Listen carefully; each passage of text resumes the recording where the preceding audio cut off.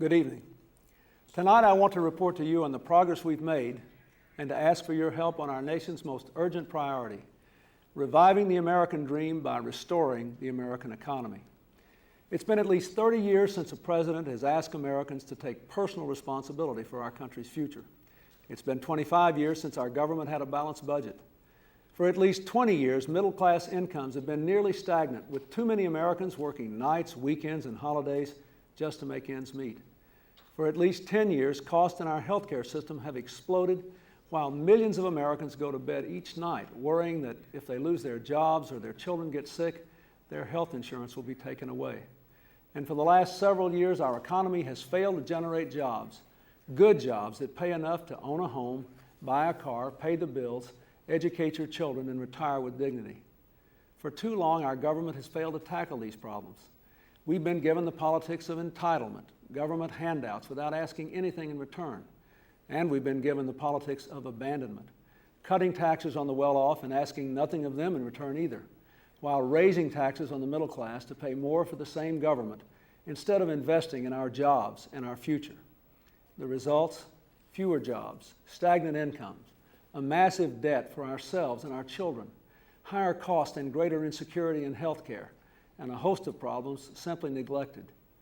Well, tonight we're on the verge of breaking out of that old false choice between tax and spend and trickle down, between abandonment and entitlement, on the verge of a new way of doing things grounded in our most enduring values, a philosophy that says America owes all of us an opportunity if we'll assume responsibility for ourselves, our communities, and our country. No more something for nothing. We're all in this together. This means we must make government work for the people who pay the bills. All of us have been awed in the last few weeks by the vast power of the Mississippi River breaking its banks and the devastation that has followed. But we've also been awed by the courage of the flood victims and the compassion of other Americans who've joined them in fighting back the waters and trying to restore normal life. I'm especially proud that this time the federal government has been fighting alongside the people. That is what we must do on all fronts. We must do more, much more, to turn this country around. And now we have the chance to change. We're on the eve of historic action. This week, Congress will cast a crucial vote on my plan for economic recovery. In a comprehensive economic plan, there are always places for give and take. But from the first day to this day, I have stood firm on certain ideas and ideals that are at the heart of this plan. Tonight I can report to you that every one of those principles is contained in the final version of the plan.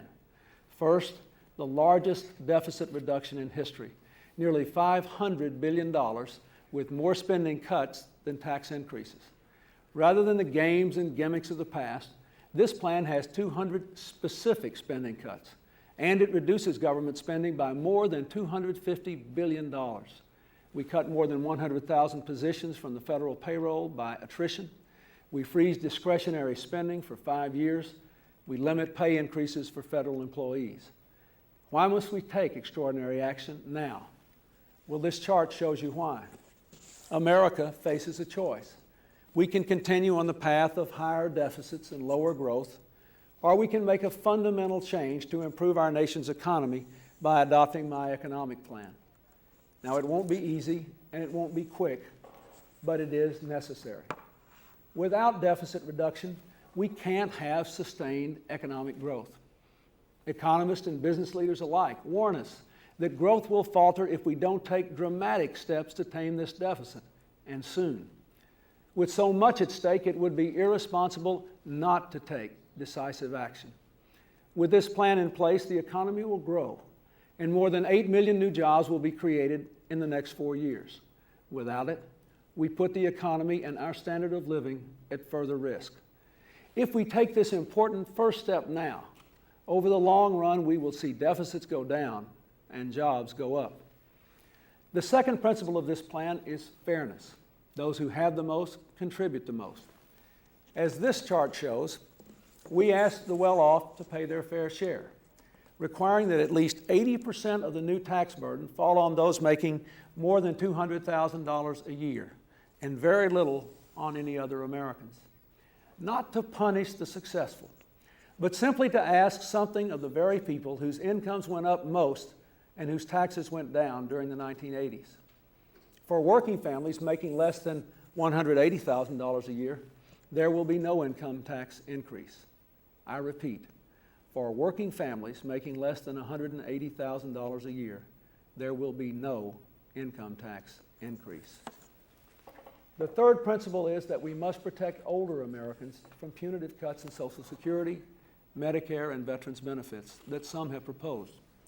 While all Americans must do their part, I will not balance the budget on the backs of older Americans while protecting the wealthy. Every alternative offered by the opponents of change begins with deep cuts in the health care of older Americans. I believe we must build a better future for our children without sacrificing the security of their grandparents. We can control health care costs, but only by reforming the health care system, not simply by hurting the elderly. The fourth principle is that we must keep faith with the hardworking middle-class families who are the heart and strength of our nation. We've worked hard in this plan to ensure the lowest possible tax on the middle class. The plan asks an average working family to pay no more than $3 a month in new taxes, less than a dime a day, with a 4.3 cent a gallon increase in the gas tax.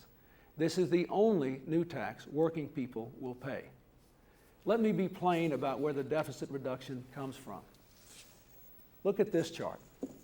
Out of every $10 in deficit reduction, $5, and actually a little more, comes from spending cuts.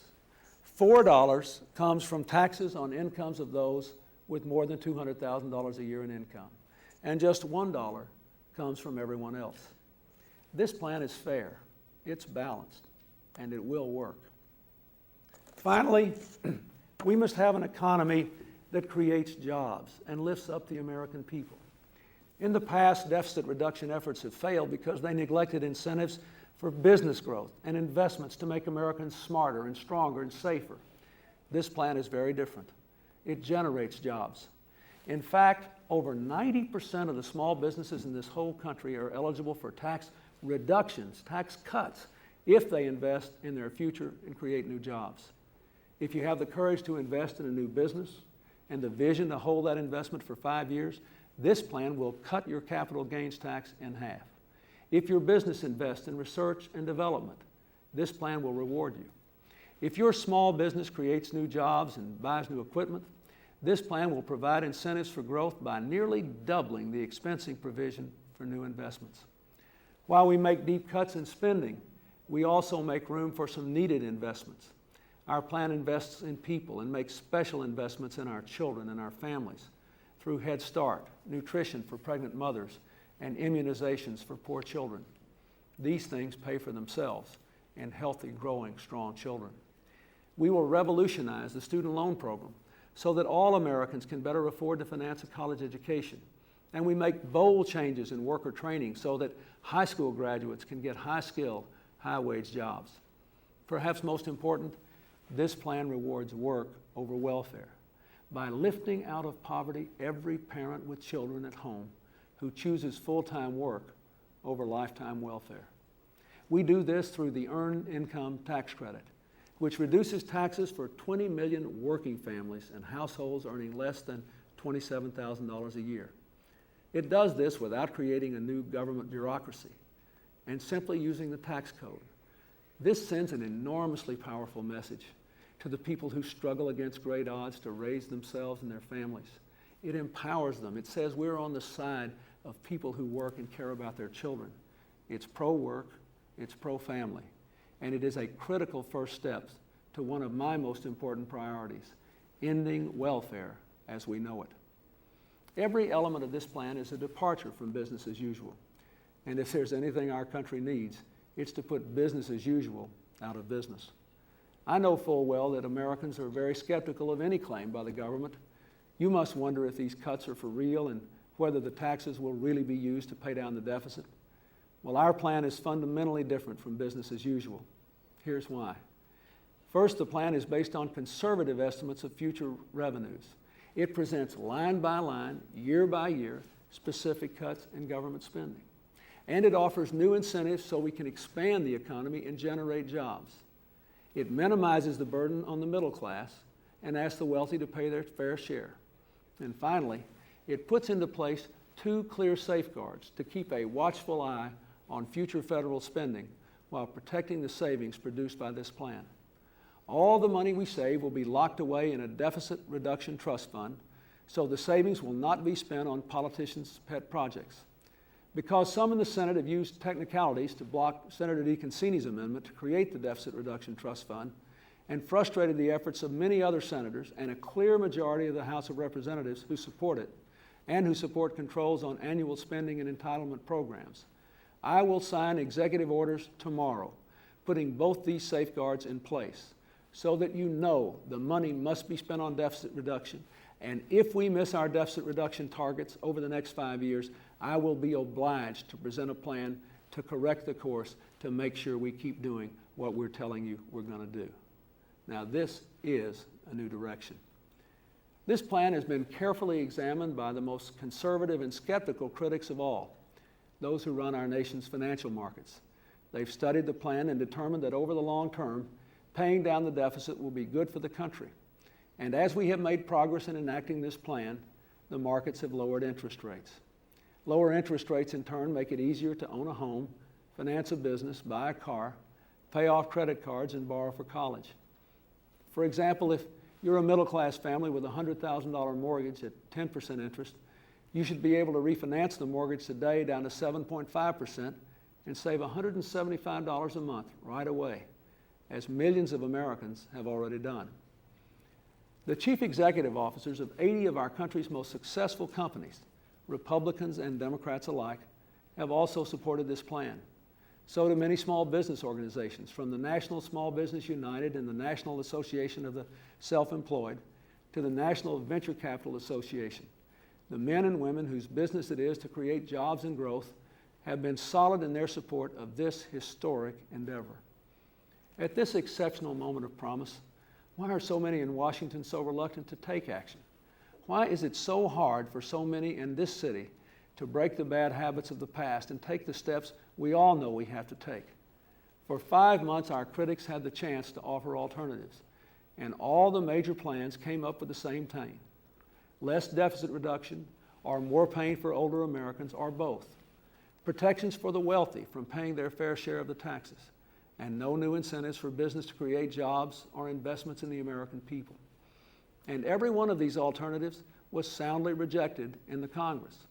Now there are only 2 choices: our plan or no plan. Our opponents want to bring the plan down. The guardians of gridlock will do anything to preserve the status quo, to serve special interests, and to drag this thing out. They practice partisanship when we need progress. They call for delay when we've been waiting for 12 years and working on this project for months. They talk and talk about what to do instead of doing what must be done. When I was the governor of Arkansas, our state had one of the lowest tax burdens in the country. I inherited this big federal deficit just like you did, and I don't like taxes any more than you do. But our nation is in economic danger, and now we've got to take this problem we inherited, you and I, and do something about it. We have to take responsibility for change. Passing this plan will be a bold step and the first step on a longer journey toward giving our nation a comprehensive national economic strategy. This economic strategy begins with putting our house in order, but it cannot end there. We must also have the courage to reform our healthcare system, so never again will a family be denied healthcare or a business be bankrupted by healthcare costs. Let me show you this first chart one more time. If you look at this deficit, under our plan, we can bring the debt down solidly for 5 years. If you want the deficit to go down to 0, as I think almost all of you do, we have got to challenge the healthcare system. It is bankrupting the private sector, bankrupting the public sector, and millions of Americans live in insecurity and constant fear of losing their health care. So dealing with health care is good for the economy, good for bringing the deficit down further, and good for the American people. We also have to end welfare as we know it. We can move millions of idle Americans off the welfare rolls and onto the work rolls if we'll change the system. And we've got to revolutionize government itself, cleaning out waste, corruption, bringing state-of-the-art management, that will give more savings to the taxpayers, have government work better, and put it back in charge of the people who are paying the bill. And we must continue to work to open foreign markets to create American jobs. All of these things come together to form an economic strategy that will give opportunity to every American and ask responsibility from every American. But we can't take any of the steps if we don't take the first step. That's why the decision Congress must make this week is so terribly important. We cannot afford not to act. I need your help. I need for you to tell the people's representatives to get on with the people's business. Tell them to change the direction of the economy and do it now so that we can start growing again, producing jobs again, and moving our country forward again. In the last 6 months, we've won some important battles here. A new family and medical leave law just taking effect that allows young parents to take time off to care for a new baby or a sick child or an ill parent without losing their jobs. A new National Service Corps that will help tens of thousands of our young people to pay for college through service to their country in their communities.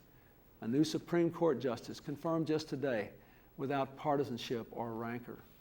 New policies to develop high technology jobs and to convert defense facilities and plants to productive civilian purposes, expanding jobs and opportunity. And from a summit in Vancouver, Canada to help save Russian democracy, to a summit in Tokyo to help revive the world economy, there are now new opportunities for Americans and a new respect for America's leadership. We Americans are a people both privileged and challenged.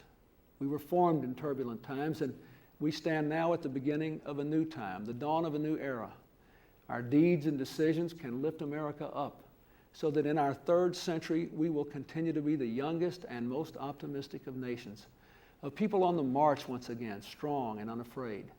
If we are bold in our hopes, if we meet our great responsibilities, we will give the country we love the best years it has ever known. Good night, and may God bless you all on this journey.